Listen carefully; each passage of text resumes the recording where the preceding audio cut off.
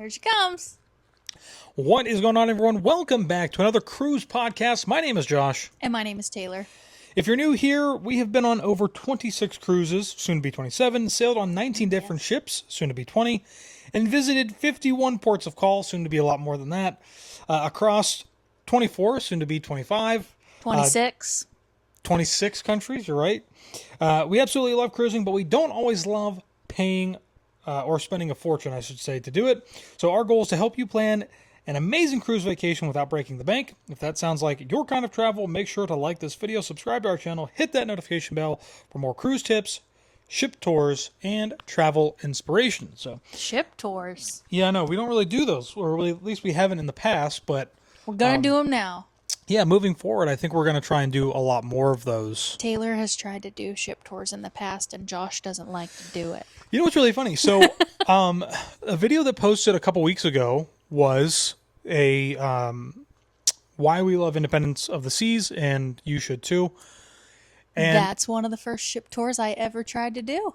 yes, all on the phone I hoped you'd bring that up. Yeah. with the gimbal, Yep. the phone gimbal. Yep. And I totally forgot about that. And the only reason I remembered is because I was going back through the old video to try and find stuff. So, has it changed very much? Like, I don't know that we ever posted that. No. I don't think so, right? Definitely never posted And I don't like know a that- ship tour video. And I of don't that. think the independence has changed since we've been on it. No, it hasn't had like a major update or anything, because it had a major update not long before we went on it. Right. Just before 2020, I think. Yeah.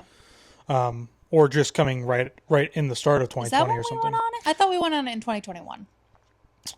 We did go, I think, in 2021. It was like December or something. But I mean, I think the update was around then. Yeah. So, so I guess that's maybe something I should put together. Yeah, you could. I'd have to find the audio. I'm not sure if I have the audio still. You don't need Like the if you audio. used You like just a have to use voiceover. like a voiceover. Oh gosh, could That'd you be a imagine long. That'd be a from long how video. long ago that was? It's a long video. How bad that voiceover would be? It would be your voice. You were the one who was doing it. We didn't use mics. Oh, okay. Well, Yeah. be a long video to voice over, but whatever. So, welcome back, everybody. Today we are talking about Alaska cruises. Now, we have talked about this in the past, but now that we're like really kind of moving into the cruising atmosphere of our channel, or our channel's moving Officially. right into that direction. It's already been in the cruising direction, but now it's just Right, now Josh can't say, "Well, we don't want to be a cruise channel." right. So I thought today would be a good option or opportunity to talk about it. It's a good option. It's a great option. It's a great cruise that you should take. Lots of options out there. It's definitely one that you should do. So with that being said, before we get into that, just two little updates, or not updates, but two little housekeeping things Sure. to make note of. First is we have a Hawaii group cruise going in 2025 of this year. It will be the end of November into December. You can find all of the information down in the description down below. If you'd still like to come along, we would love to have you join us. Yep, still staterooms available, and Yeah. still plenty of time to pay towards it. Once you put your deposit down Absolutely. for any of our group cruises, you just make a deposit and then you pay as you go, because that's literally what we do. Yeah. Because that's the most affordable way to do it. Certainly. It's no sea days. We're going to be Yeah. flying into Hawaii, getting on the ship on Into the Oahu. yeah. We're going to be getting on the Norwegian Pride of America. It's the only ship that does this down there in Hawaii, and it's going to hit most of the major islands before coming back to where it started. So that's going to be 7 nights. It's going to be a lot of fun. Taylor and I are going to try and fly in beforehand, do some Hawaii stuff. Try. I've got a whole itinerary. We are flying course in you do. beforehand. And then the second piece of housekeeping is if you'd like to join us on the Disney Fantasy, May 20th through the 24th of 2026. Lots of space still available. I think we're up to like, I hate saying how many rooms, I just, think there's like 11 rooms. but yeah, at there's least. like 11 rooms, which is really Does great. that include ours? That includes ours, yeah. Yeah. But that's really great. We've got some, I think we've got a couple of new people coming that, There are a few new people booked already, which yeah. I'm very excited for, because and I think that's why we decided to do a shorter Bahamas cruise. right. Was to give people that opportunity to join our group cruises. And I think we talked about this when we first brought the podcast back a few weeks ago. Yeah. Was that we had just been kind of broadening our horizons almost a little too much. Right. and going, not that we're not still going to do big group cruises, because we're definitely still doing that, like probably every year still. But we want people to have that opportunity to, if they've never cruised before, or if they've never done a specific cruise line before. We have a lot of first timers with Disney going on this Disney group cruise. Yeah. But we do also have a lot of Castaway Club members that are coming as well. So they've done Disney, but haven't branched out yet to do our other group cruises. So this is a kind of a foot in the door, like maybe only do the Bahamas Caribbean cruises with us, or maybe you just want to see if you like cruising and then you do want to go on the big group events. So I'm very excited, and I think it's going to be so much fun on a Disney ship, because we were supposed to have one in 2021 that ended up getting canceled, and we never replanned it. Right. So this is going to be awesome. It's going to be a lot of fun. And it's over our anniversary. It is over our anniversary. So far, we have 2 birthdays during the cruise. Oh, right. Yes. We have 2. Yeah, So, which is really cool. I'm excited. So we'll be doing some fun things. If you've never done Disney before, they have fish extender groups. I'm not going to explain that right now. We're going to do our own private one. We're going to try and get some mixology classes or something like that as well for the group. So some group events. Yeah, I mean, maybe let's not label it yet, because we haven't officially right, done of it yet. course, but I mean, that's that is our goal. That's what we hope to do. Yeah. Moving forward here for this one. So there will be some more things to announce. I feel at like some you point. just started whispering. Am I talking too loud? Do I need to whisper? Because your voice really projects, and then you just started whispering. Oh, I don't know. No, I think you're fine. So, anyways, with that being said, there will be some more group cruises to announce, I think, for 2026. Obviously, I mean, definitely will be. Not that I think, I know. But we will announce those here at a later date. Well, let's just say at least one more. Maybe 2. I think we're going to do more than that. So we're going to get some stuff laid out here. I would love to do one in the summertime. I know everybody wants to do summer. Josh wants to overload. I do. We could definitely do one in the summertime. We just have to look at our schedule, because we get really busy with weddings. Right. And the other problem is, too, is just that a lot of cruise lines don't offer group rates during the summertime, because it is one of the busiest times of the year for cruise lines. It's also really hot. Especially in the Bahamas and the Caribbean. So we'll see. With that being said, let's move into talking a little bit about Alaska cruises. So Taylor and I have done 2 cruises. We've done one on Royal Caribbean. It was actually our second group cruise on Ovation of the Seas. I literally feel like I need to turn your volume up. Why? I can't hear you, I feel like.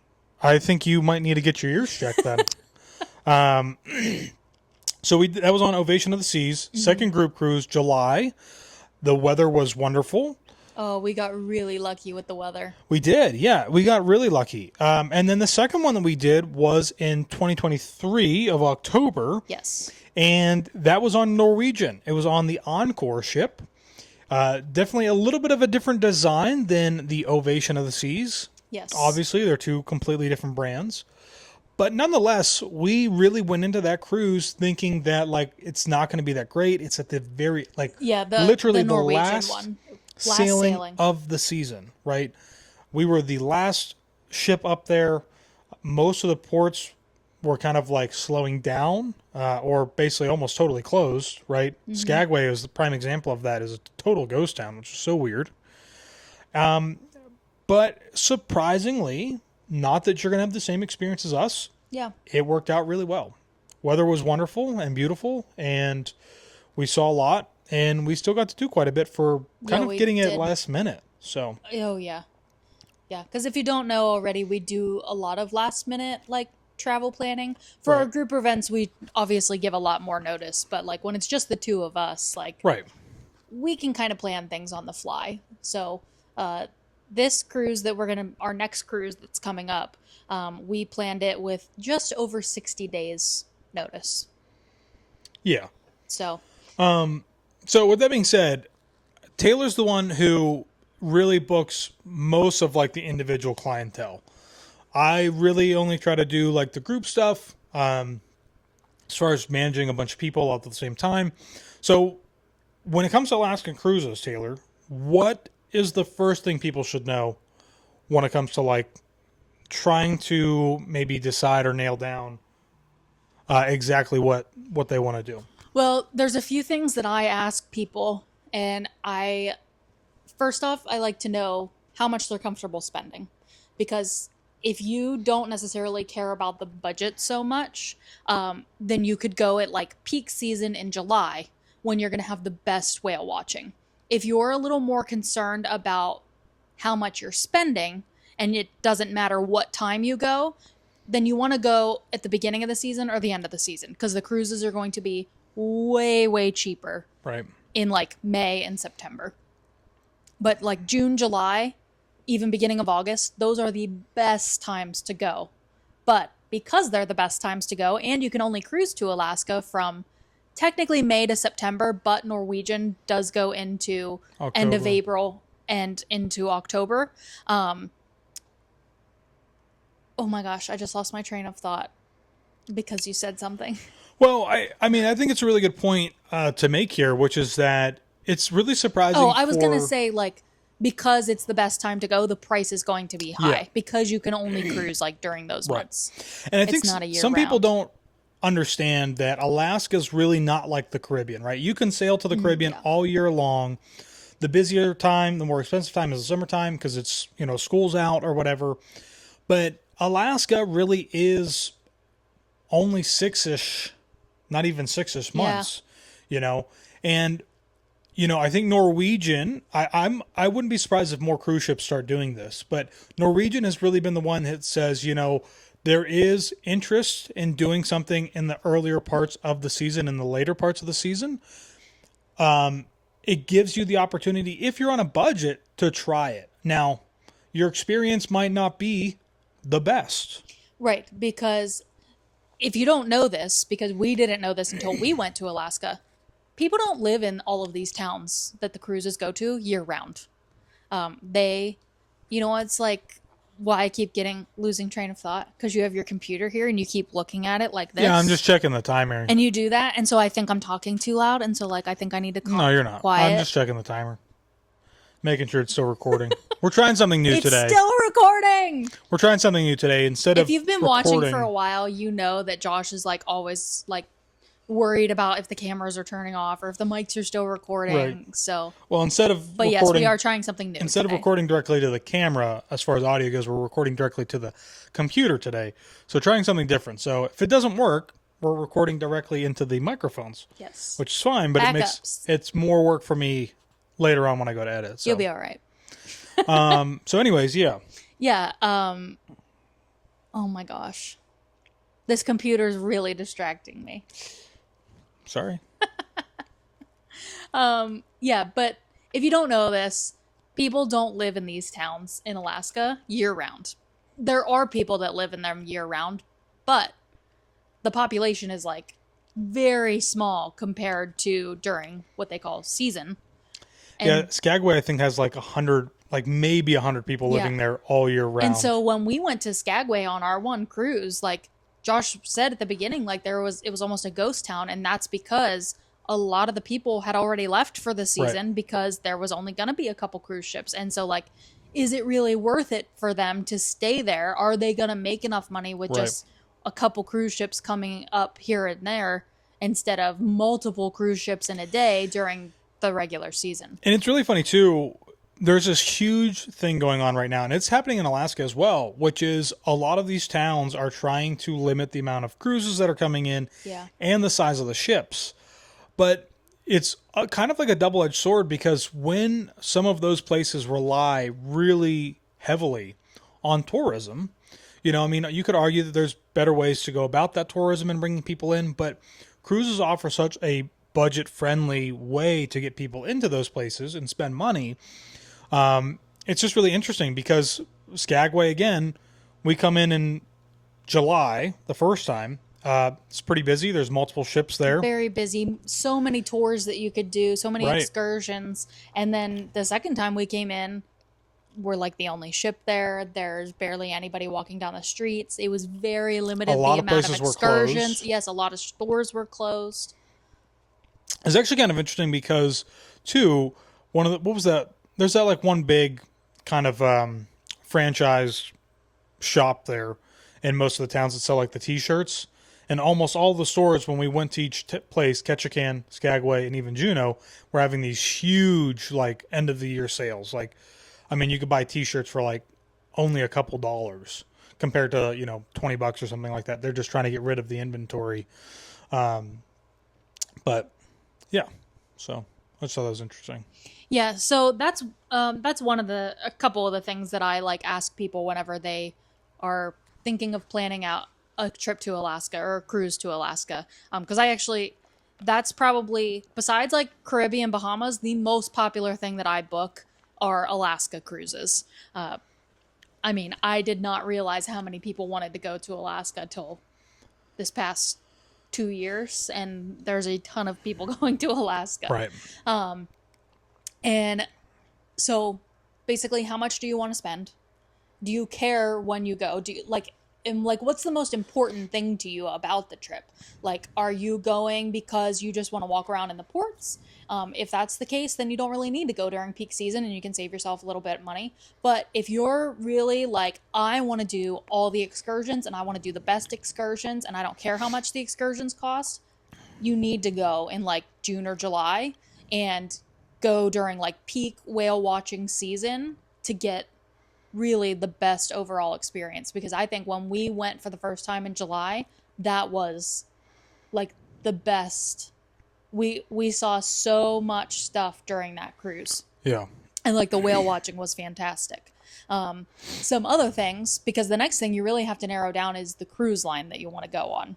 And most of the time, if they don't have a preference, the two that I typically like to recommend are Royal Caribbean and Norwegian. Not only because we experienced them, but because if you read other people's reviews, and especially like age range wise, those are two of like, you know, you're still going to have a lot to do on the ship.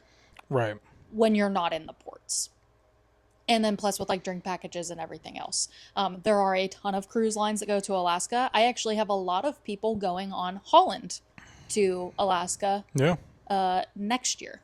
I mean, pretty much every major cruise line is in Alaska in some form or fashion. Obviously, the Carnival umbrella, which extends over multiple different brands, is up there now. They seem to control kind of the port of Ketchikan. Oh, they do. Royal doesn't even stop at Ketchikan now. Right, and Norwegian has unfortunately moved further away. It's like almost a 15 or 20 minute drive. They basically were like, we have to buy this pier or we can't stop at Ketchikan anymore because Carnival bought that pier. Right. So the other thing too with deciding the cruise line though is I think something else that people really need to understand when it comes to planning an Alaskan cruise. I think most of us probably aren't usually living right up or on the West Coast. There's plenty of people who do live on the West Coast and do take Alaska cruises. Yeah. But a lot of us are coming from the East Coast or the Midwest or something like that. You have to fly to some place over on the West Coast, whether that is Alaska, Vancouver in Canada, or into Seattle. Yeah, and just depending on your itinerary. Because the itinerary also is going to determine your cruise line because, like Glacier Bay, only a couple cruise lines go there. Right. And, it's kind of funny. Taylor's mom's also a travel agent. And, not to sway this podcast into politics. We have no opinion on anything specific here. But Seattle is, as some of Taylor's mom's clients called it, a woke city. They didn't want to fly into it to sail out of for the cruise. But the funny thing is... Which is something I would have never thought. I know, right? The funny thing is that when you go into a city most of the time before a cruise, you really don't have to spend any time in there. Especially if you're looking to just get on the ship. I would strongly recommend that you always fly in at least one day prior. I think Norwegian actually had this huge news article right this past summer. That was a family that had some poor planning. Yes, absolutely. But again, they came in the same day as the ship. They should have used a travel agent who would have recommended that they fly in at least 1 day early, and they didn't do that. 100%. So I'm sorry, I cannot feel bad that they missed their cruise. But it's important to know, though, too, that when it comes to pricing, right, I think that's why it's really important to use somebody like Taylor or our travel partners at Go Getaways in planning your cruise, because you might get on there and look and see that, like, oh my gosh, I can do this 7-night sailing, and it's only like $2,000, something like that, for like a balcony stateroom or something crazy. Most of the time, the super cheap sailings are one-way sailings, which means they don't do Yes. 7-night round trips. So that means like if you start in Seattle, you're not going to finish in Seattle. Right. They don't ever do that from Seattle. No, it's normally out of Vancouver. Vancouver up into like Anchorage. Is it Anchorage or Sitka? Yeah, either. They do both. And it's usually like a northbound or a southbound, right? So if you're coming And from Norwegian Vancouver, just added Whittier. yeah. as a So if you're port. coming from Vancouver, it'd be going north. If you're coming from Alaska, it'd be going south. And it's really important too because you might see that and think, "Oh, I'm going to save myself so much money," but you got to The think about your flights. Those flights specifically are going to be more expensive, especially trying to get to Alaska, which is very, very remote. And on top of that, if you're somebody who, for whatever reason, doesn't want to get a passport, that is not a sailing that will work for you because you have to go out of Vancouver at some point along your journey. You could certainly go to Seattle, do a 7-night round trip, and not have a passport. We don't recommend that. You should 100% have a passport. If you're traveling on a cruise, and even if you're just flying, having a passport is just the most convenient way of traveling, especially because you have to have a real ID now as starting in May. Right. So if you just have a passport, it's good for 10 years. And then, maybe next year or something, you decide you want to go on a cruise or whatever. And then you don't even have to worry about getting a passport because you already have it. Right. So I just also wanted to point that out because I think it is really important sometimes. That's a question that we see asked all the time is, do I Yes. need a passport for an Alaskan cruise? And the short answer is My no. expert opinion is yes, No, that but you should. the recommendation is a strong yes, that you should have a passport when doing that. So thinking about the ships, right, Taylor recommends Royal Caribbean, Norwegian.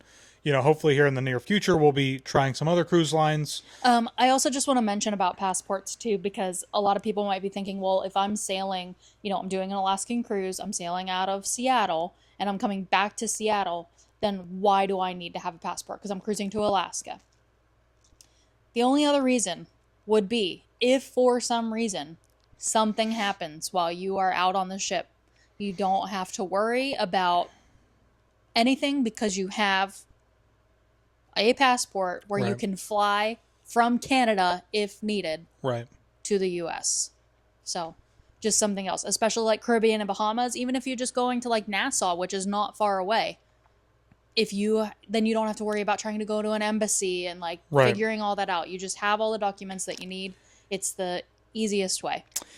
God forbid something should happen on that 4-hour stop Yes. In British Columbia. That they have to take you off the ship, whatever. They take you to a local hospital. Having a passport is, will be much easier than if you just have a driver's license and birth certificate as far as getting back to the U.S. Everything You will else. still be able to, but it's just going to Right. be a much longer process. Right. So just do it, and then it's like that, like warding off evil spirits Sure. by having it. Absolutely. So talking about some ships, let's talk about the itinerary stuff because I do think that that's really important. Itinerary is definitely important. We've essentially done kind of 2 different itineraries, Similar but different. similar but different. We stopped at all the same ports, Yeah. except for our glacier day. On each ship was different with different opportunities ish, you could say, for both. So I think why wouldn't you, right? Like if you're going to go to Alaska, you might as well kind of spend the extra money if it's going to cost more. I think usually inside passages do for those itineraries, but do that one, right? It's going to give you that option to really get to see the mountains on either side of the ship, to see the glaciers out in the distance. Yeah. And Right. If you're gonna do like the more like convenient like round trip sailing, do the inside passage. right. They're normally 7-night sailings. Yes. And I think traditionally they tend to be a little bit calmer as far as motion of the ocean goes. It's not guaranteed, but they do tend to be a little bit calmer. Yeah, we didn't have any issues on the 2 that we did. On boat, yeah, I was really surprised that we didn't have I any. have to talk about the one we did in the late October at some point again, because we got to see something that we did. Now you're really whispering. Yes, I am, because I'm excited about it, but I don't want to talk about it yet. So anyway, itinerary wise, like the main places that they typically stop if you do the what they call inside passage is Juneau, Skagway, depending on the cruise line that you're with, Ketchikan. Right. Shoot, what's the other one? Isn't there another stop? That's those three are like the main stops, including British Columbia. Yes, and then British Columbia. Yeah. Then depending on your itinerary, there are other places that they could potentially stop. Icy Strait Point is like a new like port that people, some of the cruise lines have been adding. Going up into the like they call them like arms or like fjords. So there's like Right. Tracy Arm Fjord, Endicott Arm Fjord. Depends what ship you're going with, depends on which cruise line you're going with. And then one of the best ones that we got to do on Norwegian, because Norwegian does this, and I do believe that Holland is doing it, because one of my clients picked the itinerary that goes there, is going to Glacier Bay National Park. And the ship literally sails all up through Glacier Bay National Park, and then once you like are getting up to the end of that, essentially it's like a fjord, you come up to like two big glaciers, and it is so cool. And that was that's definitely one of our favorite like days that we had on that cruise. I still can't believe that old guy, and when I say old guy, I mean like this guy was at least in his 70s or older, spotted that bear on the mountainside with his my binoculars. gosh, in the balcony next to us. Yeah, wasn't that crazy? Yes, that was crazy. Unreal. Was he using binoculars? He was using binoculars, Yeah. Yeah, he spotted it, and he's like, I'm pretty sure that's a bear, and everybody's like, oh, there's no bear You over can't there. see a bear clear over there. It was most certainly a bear. Josh zoomed in on his camera. I couldn't believe it. Yeah, the thing with Alaska is if I was to do it again and have the same options, I would probably go with Royal Caribbean, mostly because I don't like that stop that they have at Ketchikan with Norwegian, because it's not right at the like dock and the sign of like downtown Ketchikan. Right. You have to take a bus to get there. They have free transportation. Well, you can walk, but they have free transportation that takes you down there. But the thing is that it takes up so much time to get from there down into town, and then the bus is coming back an hour or more before the ship's even getting ready to leave. They do have shopping right there, right where the ship actually docks at. But it's not the same as downtown, though. I mean, it's the same stuff, but it's not the same experience. It's not the same feeling. And then, like, if you just wanted to get off the ship, like we did when we did the Royal sailing, and literally just walk through town, get something to eat, and go to the lumberjack show. Yeah.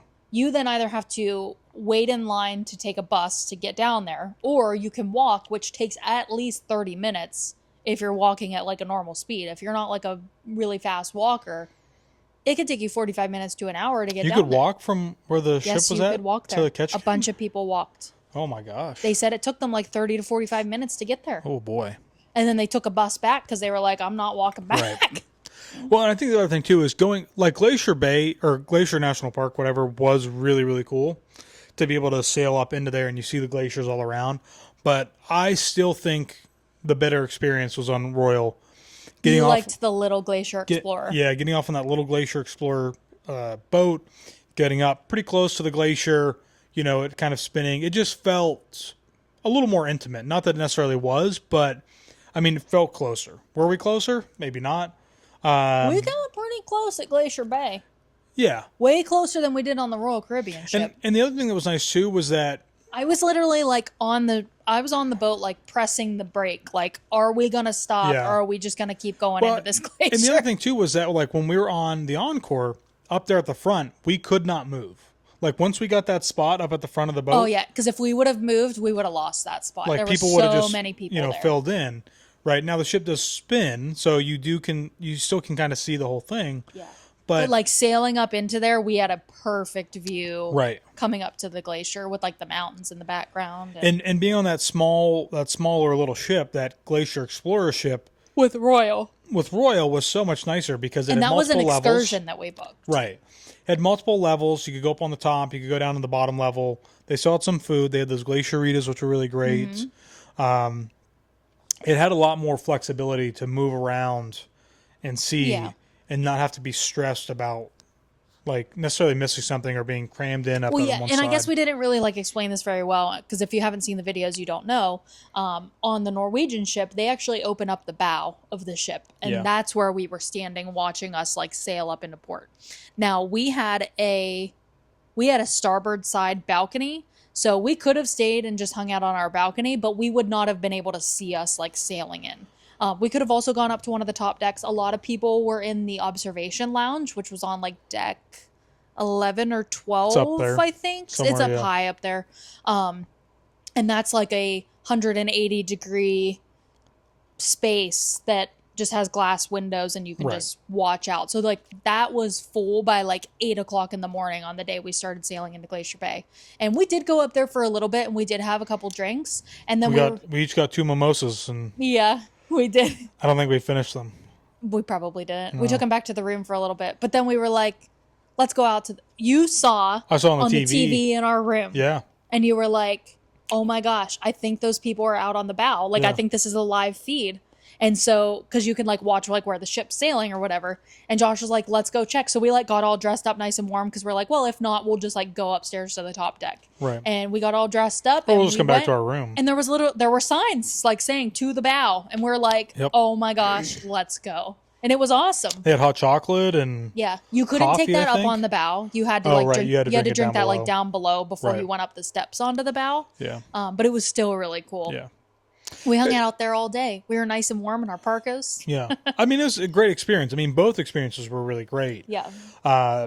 And, you know, I think that's something also that's important to remember when it comes to any type of cruise. Taylor and I say this all the time. It's all about setting the proper expectations, right? Yes. I think, you know, we probably set much lower expectations than we should have for the encore sailing, which was in October. We did. And I think it's because, like, I can't remember. That was in 2023. So we had been on the Epic before that. But we had only been on older Norwegian ships at the time. The Encore is one of their newer ships. Right. But we'd only been on some of the older ships, and 2 of them were small older ships. Yeah. And that was like the only experience we had with them. And then our other experience with Royal Caribbean to Alaska, I mean, it was so great, but it was also in peak season and Right. like the best time to go. And, you know, we had just like read reviews from people that were saying like, you know, you need to check like stuff in the ports might be closed. You're probably not going to see whales. So we're Right. like, okay, like we weren't really thinking so much about the ship, but we were thinking about like cruising to Alaska and being like, are we going to have a good time?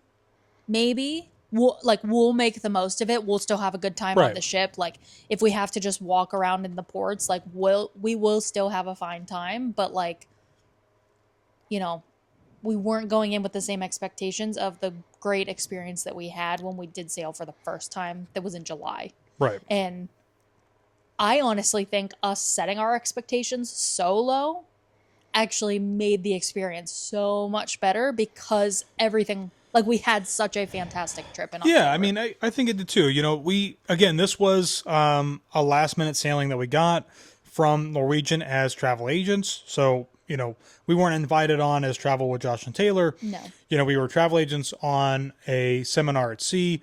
Yeah, so we did like education and stuff while we were on Right. the So ship. our BDM was on the ship and we went to a class and talked to him and he, you know, talked about Norwegian and everything.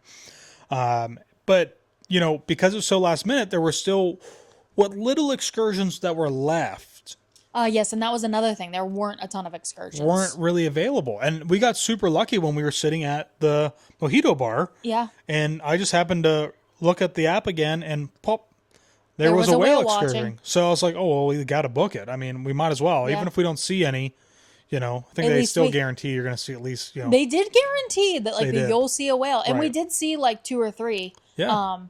But we still had like a good time on the Right. excursion. Like it was beautiful clear skies. We had a beautiful sunset. It was a full moon that day. Right. Do you remember that? That was so cool. Yeah. But one of the best parts about the Glacier Bay was one of my favorite days that like I can remember from that trip, and just like one of my favorite cruise travel days in general, because not only did we go to Glacier Bay and see this beautiful glacier super up close, we got one of my favorite selfies that we've ever taken together. Yeah. When we went back to our room, we did see a bear from afar through the camera lens because our balcony neighbor spotted it. But then we saw orcas Right. swimming right next to the ship. There was like a pod of them swimming. And then they kind of like got back behind the ship a little bit, but we stayed out there and we watched them for a while. And then they jumped up out of the water, which was like the coolest thing. And Josh caught it on camera. They're totally putting on a show. They say it's like a playful thing. It's like, hey, thanks for visiting Glacier Bay and turning up the water. They're audio animatronics. People literally commented on our TikTok video about it and said that. Yeah. They were like, that's CGI, that's AI. And I'm like, no, like this literally happened. We were Russian screaming operatives in our room because we couldn't believe it. And so we're like all the other people on the ship that saw it. But then I think it was that night, like going into the morning, or may have been that morning going into that day. Oh, the lights. We saw the northern lights for the first time. Yeah. Which people had been saying the whole cruise, like, oh, you got to get up in like the middle of the night and see them, blah, blah, blah.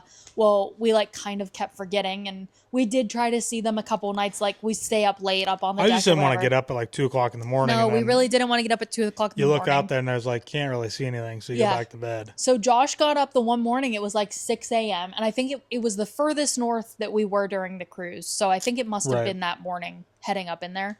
And it had to have been because we were starboard side the way we were sailing. And Josh went out on the balcony and thought he saw something. So he went and got his camera and you could really see it on the camera. Right. And he's like, you need to get out of bed. And as soon as he said that, I knew exactly what, like he didn't even have to say anything else. I was like, I know it's the northern lights. Like, because it's too dark out. Like he can't see whales at this point in time. So I'm like, it's the northern lights. I jumped up out of bed, got my phone, and like the long exposure on my phone, you could also see them. But that was so cool. That was literally the best favorite day of that trip. But then still like one of my probably top 5 days of all cruises we've ever done. And and in contrast, doing it in July, you won't see northern lights because the daylight is just so long up there. But that's also so cool. Right. I have some really awesome pictures of like 11 o'clock at night, and it's like still bright outside because the sun's like setting. Well, I think so, talking about the ships and the itinerary and things like that, I think another question that comes down, well, you kind of already asked this, or at least you asked your clients this already, but is like, what is it that is most important to you as far as an Alaskan cruise? Are you looking to do things that are out excursion wise? Are you looking forward to doing things off the ship? Are you looking forward to just kind of taking all of the scenery in while you're on the ship, maybe from the comfort of your balcony or from in the spa or just, wherever? Those are really important questions because, unless you do have a lot of money to be able to just kind of spend it however you want, which is perfectly great and fine. But I think for most of us, if we are working off of some type of budget, those are things to think of. All too often, I think, too, people are asking for these like last minute deals to Alaska. Are there last minute deals? Yeah, there sometimes are. They're not as great. Like the pricing still isn't as great as if you would have booked it 2 years in advance. But the downside to that is also like kind of what we were just saying, which is that a lot of the prime excursions are not going to be available. And that is one of the biggest things to it is if you want to go to Alaska specifically because you can only sail there certain times a year. It's not like you can sail there year round. You have to plan as far in advance as you can to make sure that if you really want to do those excursions, that you can get those excursions that you want to be able to do. Yeah. I think because a lot of people, see things like the dog sledding or taking the helicopter up onto the glaciers. Those are some of the first things that sell out. Absolutely. So if you're really thinking about doing an Alaska cruise, you're watching this video, you've watched other people's videos and you think, oh, I'm going to do one maybe this summertime. I've got time or whatever. Best recommendation right now would be to just put a pin in that and save it for the following year. Don't put a pin in that. Book it for next year now. Well, that's what I mean. Yeah. Don't book it for 2025. Book it for 2026. Book it for 2026. Or if you don't have super high expectations for excursions, and you do still want to go in this year, you can. Right. The price might be a little bit higher if you want to go like in the middle of the summer, but if you're okay going at like in like the end of the season, Right. End of September into October. this would almost be like the perfect time to book it, because like this is kind of still like what they call like wave season, and so Right. there are still a lot of promotions and stuff going on right now. I actually just saved a few people some money on a cruise that they booked a couple months ago, because there's a really good deal going on right now, and I double checked and it was still an option for their specific cruise, because most of the time when there's promotions, there's like dates associated Right. with those promotions, and they fit within that time frame.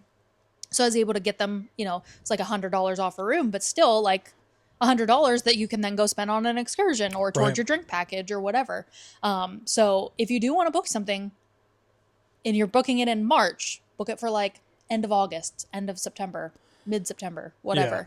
Because you still might get a decent price on it. Just know that there are probably a lot of excursions sold out. There's another option that you could go with like third party and do like Viator excursions. We have Right. done that ourselves. I know that there's a lot of people that are almost fearful of doing that, because the port days in Alaska aren't like the port days when you're in Europe, where you're in port from 7 a.m. to 7 p.m. Right. Your port day might be like 8 to 4:30, or like you might not get there till 1 o'clock, and then you have to be back on the ship by like 6 or 7.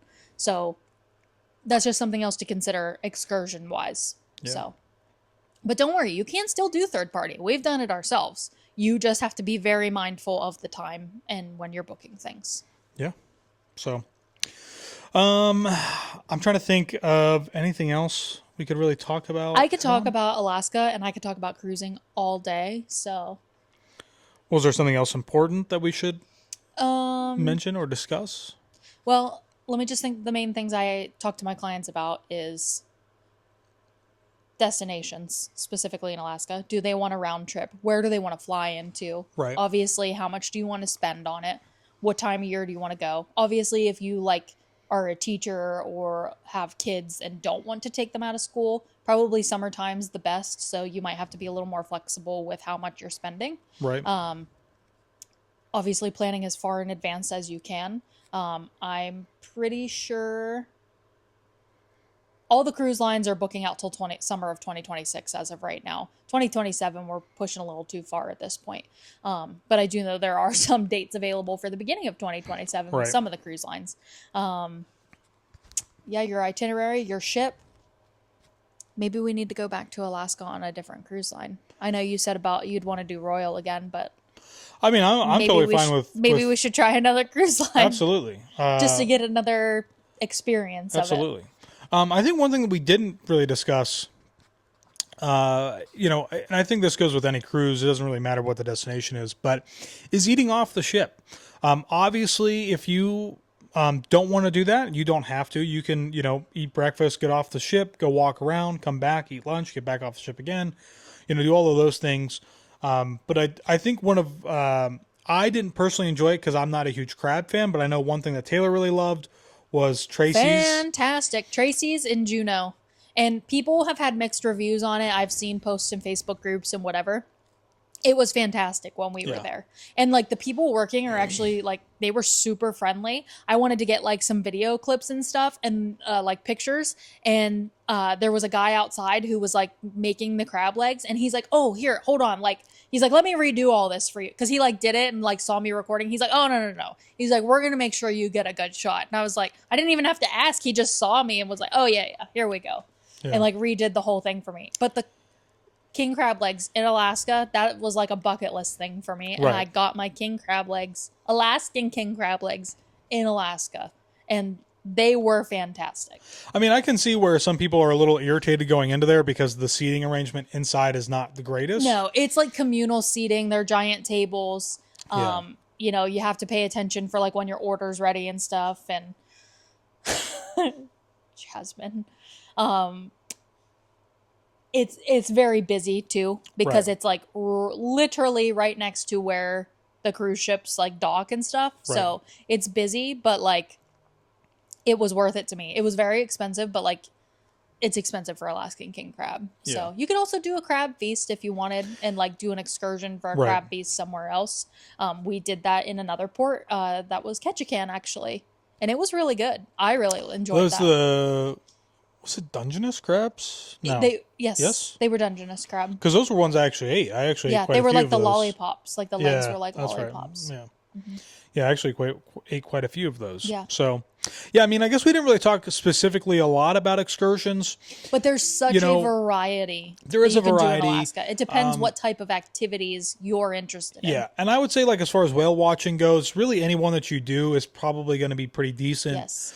When you go to Alaska, the one thing you have to do is whale watching. Yeah. You have to whale watch. Do at least one. You know, I mean, you'll see them off the side of your cruise ship while it's sailing, but like you really have to be like looking pretty hard most of the day to see them, because remember, it's open ocean out there while you're sailing, so it can be difficult and take some time to see them. But with the excursion, you know, they take you right out to them, so they're radioing each other. They don't really tell you that, but they're talking to each other, trying to figure out where all the whales are at, and they're going to take you right to them so that you can see them. Do some crab eating. You know, we haven't ever done a dog sledding thing, but if you really want to do one, they have those opportunities there. People do like the gold panning. Gold panning's a big one as well. The train in Skagway. Still never done that. Don't know if I will do it next time we go. We'll see. No, you'll probably say you want to, and then we'll get there and you'll be like, nah. So, I'm trying to think if there's anything else we could really touch on or dive into. There's so much to do up there. You can go ziplining, you can go hiking, you can go ATVing. We went ziplining with Tim and Amanda. You can go bear watching. Bear watching. Like hoping to see bears, I guess. Yeah, the helicopter thing's like a big. You can like hike on glaciers. All kinds of different things that you can do. Fishing. Oh, there's fishing excursions. Yeah, We've never done that. That's something my uncle goes to Alaska, like, I don't know. Maybe not every year, but he's been multiple times over his lifetime, just flying to Alaska so that he can go fishing, and then they send home like a ton of fish. Yeah. I guess that's it. Yeah. I mean, we could go on and on about this, but this is the keeping it brief version. But definitely go back and rewatch our Alaska videos, or watch them for the first time if you haven't, because Alaska is fantastic. It doesn't matter where you live. Alaska is just so different from the rest of this country, even in the ports. Like, it's so different, and it's so beautiful up there with the mountains and just the time of day, whether you get to see the northern lights because you go late in the season, or whether you get to see the midnight sun because it's still bright out at 11 o'clock at night and the sun rises at like 3 a.m. So I guess with that being said, hopefully this video gives you kind of an idea of where to begin your planning process when it comes to Alaska. If you still, if you're overwhelmed or whatever, feel free to reach out to Taylor. Her email's in the description, or you can head on over to GoGoGetaways.com, our travel planning partners. It doesn't cost you anything extra to use a travel agent, and we do all of the hard work for you and give you our expert knowledge of cruising and travel and Alaska and whatever other destinations that you want to go to. We don't just plan. I personally like to plan cruises and all-inclusives, but at Gold Go Getaways, they can plan a trip for you to literally anywhere. Right. We just had one of the agents just had clients go into the Maldives, which I know is like a bucket list place for a lot of people. We have somebody else that has they have a group of people going on to South Africa. They're doing a safari like group tour. Pretty cool. Yeah, I'm a little jealous and wish we were also going. So yeah. You can do amazing things with travel, and like I said, it literally doesn't cost you anything extra. Yeah. Well, thanks for watching, everybody. If you've got questions, comments, concerns, whatever, make sure to leave them down in the comments below, or you can shoot us an email, travelwithjoshandtaylor@gmail.com. That's all for this week. So my name is Josh. And my name is Taylor. We'll see you in the next one. Bye.